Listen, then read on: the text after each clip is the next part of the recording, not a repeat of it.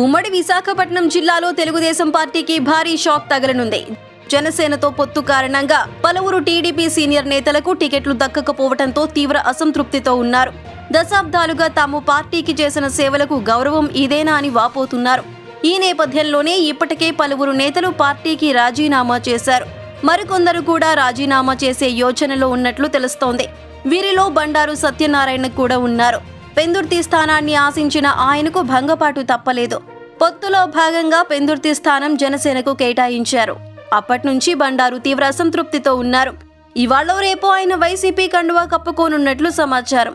Pendurthi assembly టికెట్ను YCP ఇప్పటికే అదీప్ రాజుకు కేటాయించిన నేపథ్యంలో బండారు సత్యనారాయణ పార్టీలో చేరితే ఆయనకు అనకాపల్లి ఎంపీ సీటును కేటాయించనున్నట్టు తెలుస్తోంది. దీనికి బండారు కూడా సుముఖంగా ఉన్నట్లు సమాచారం. ఈ మేరకు తన మద్దతుదారులతో బండారు చర్చలు జరుపుతున్నారు.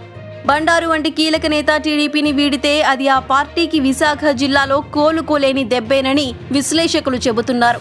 బలమైన సామాజిక వర్గానికి చెందిన బండారు 4 దశాబ్దాలుగా రాజకీయాల్లో ఉన్నారు. ఆయన తీసుకునే ఈ నిర్ణయం ఉత్తరాంధ్రలో టీడీపీ మీద తీవ్ర ప్రభావం చూపుతుందని అంటున్నారు.